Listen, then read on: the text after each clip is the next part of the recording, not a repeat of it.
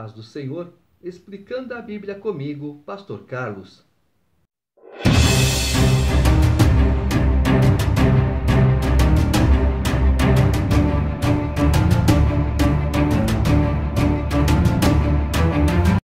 Atos, capítulo 23. Fitando Paulo os olhos no sinédrio, disse: Varões, irmãos, tenho andado diante de Deus com toda a boa consciência até o dia de hoje.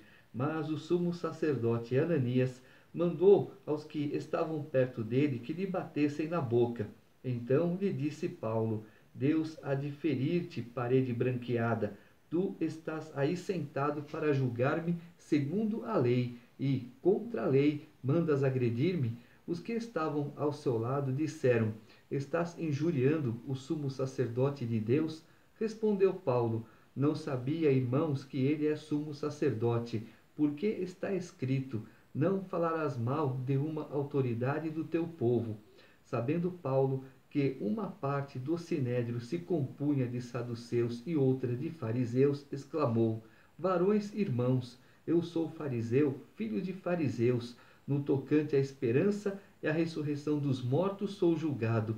Ditas estas palavras, levantou-se grande dissensão entre fariseus e saduceus, e a multidão se dividiu, pois os saduceus declaram não haver ressurreição, nem anjo, nem espírito, ao passo que os fariseus admitem todas essas coisas.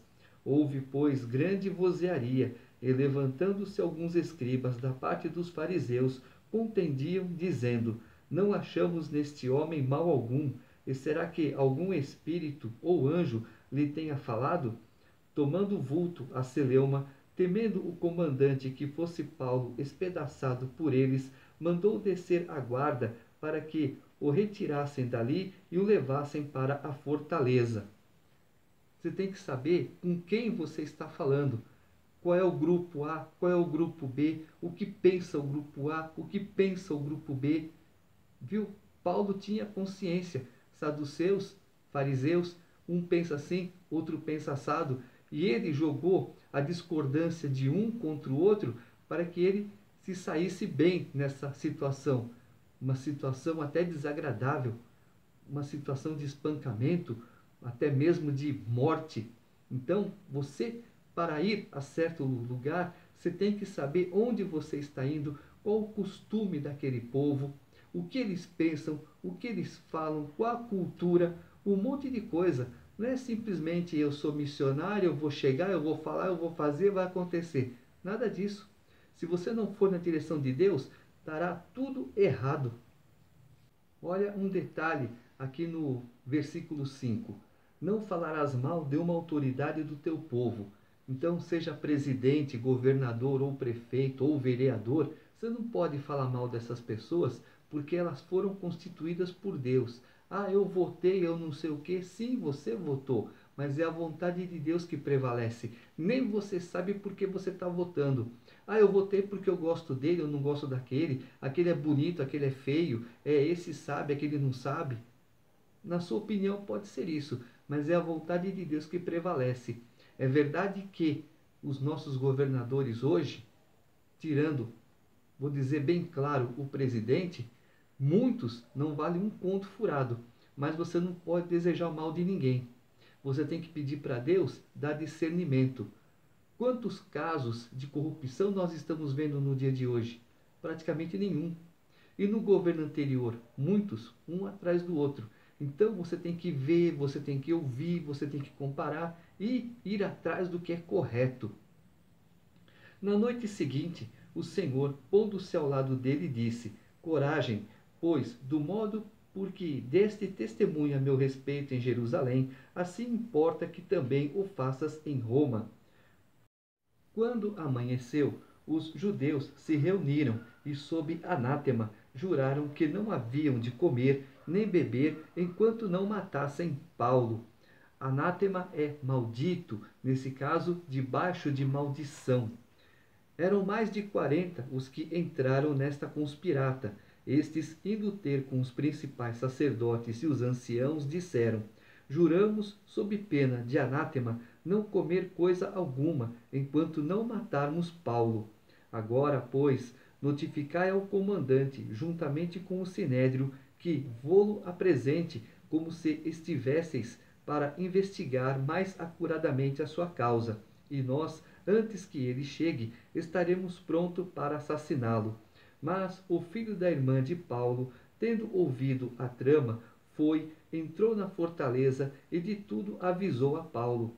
Então este, chamando um dos centuriões, disse: Leva este rapaz ao comandante, porque tem alguma coisa a comunicar-lhe. Tomando, pois, levou ao comandante, dizendo: O preso Paulo, chamando-me, pediu-me que trouxesse à sua presença este rapaz, pois tem algo que dizer-te. Tomou-o pela mão o comandante e, pondo-se à parte, perguntou-lhe: Que tens a comunicar-me? Respondeu ele: Os judeus decidiram rogar-te que amanhã apresentes Paulo ao sinédrio, como se houvesse de inquirir mais acuradamente a seu respeito.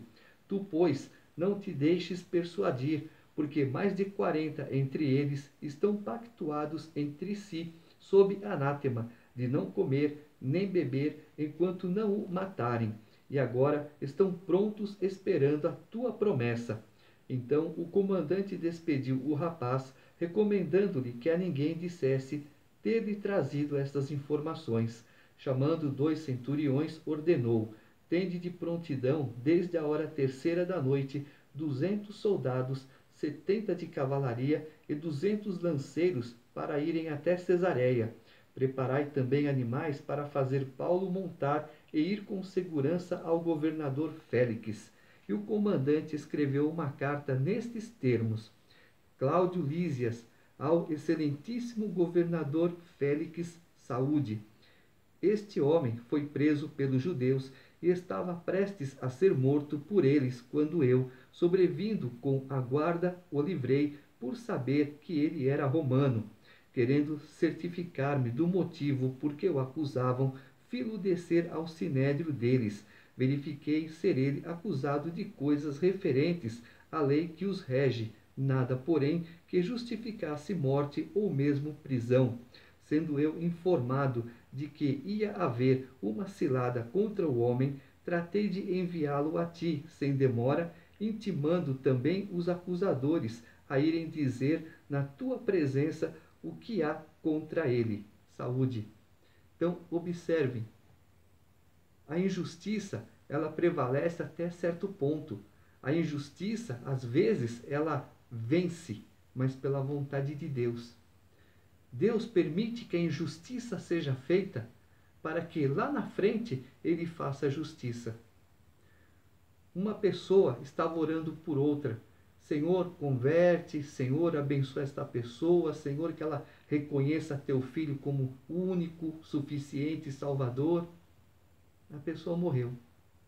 E a pessoa por quem ele estava orando, não se converteu. 1 ano depois da morte desse senhor, aquela pessoa se converteu. Então não é o nosso momento, e sim o momento de Deus. Nós apenas oramos, nós abençoamos, nós fazemos a vontade de Deus, e no momento de Deus as coisas acontecem. Os soldados, pois, conforme lhes foi ordenado, tomaram Paulo e durante a noite o conduziram até Antípatre.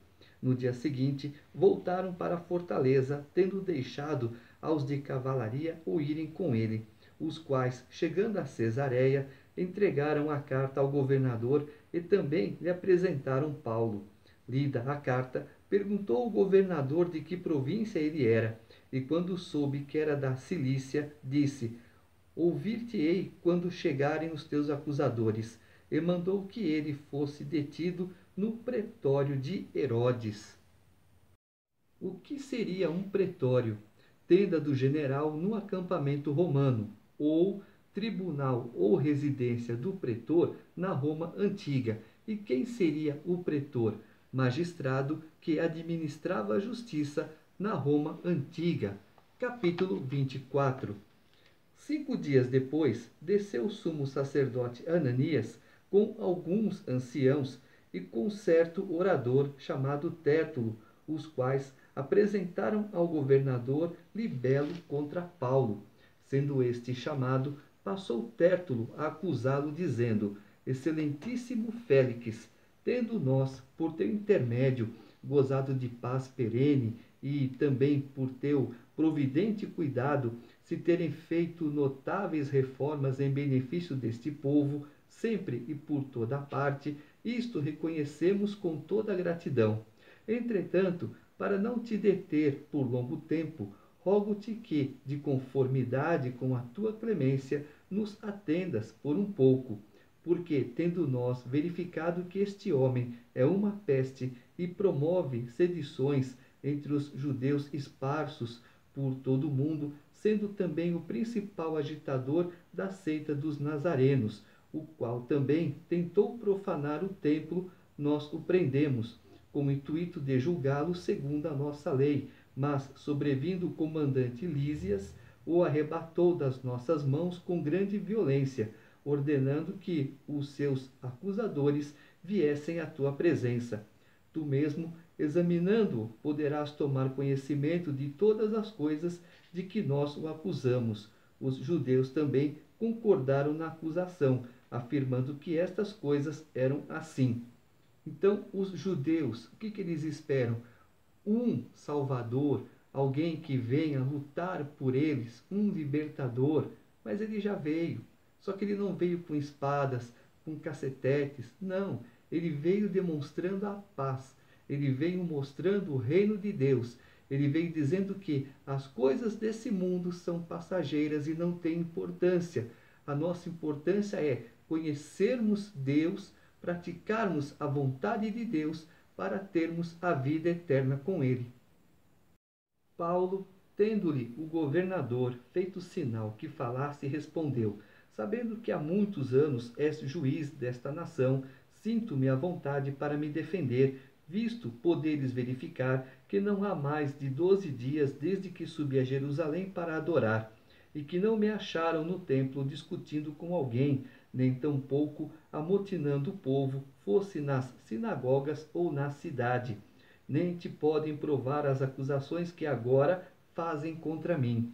Porém, confesso-te que, segundo o caminho a que chamam seita, assim eu sirvo ao Deus de nossos pais, acreditando em todas as coisas que estejam de acordo com a lei e nos escritos dos profetas, tendo esperança em Deus, como também estes a têm, de que haverá ressurreição tanto de justos como de injustos.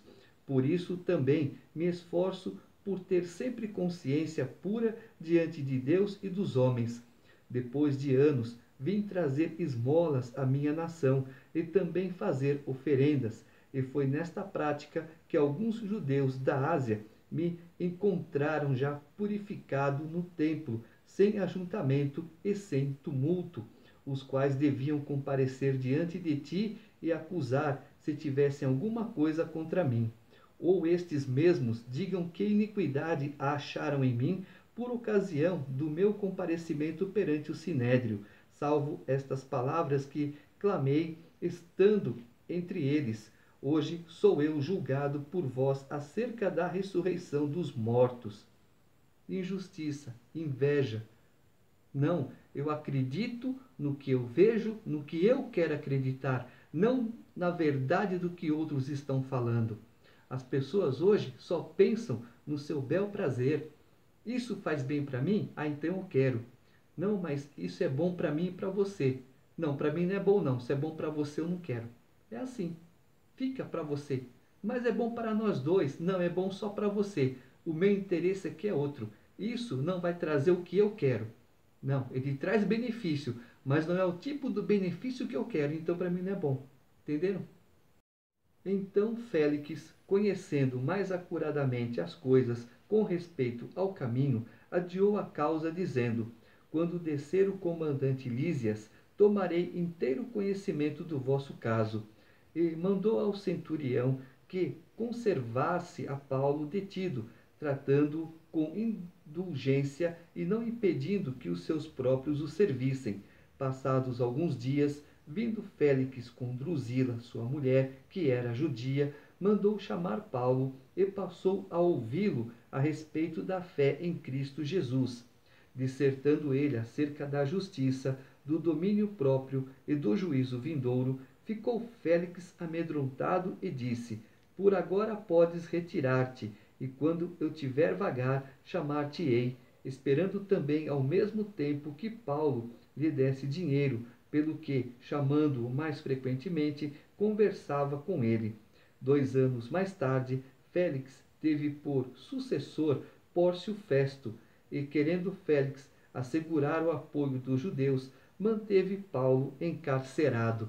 Quer dizer, eu vou deixar a pessoa presa, vê só a posição dele.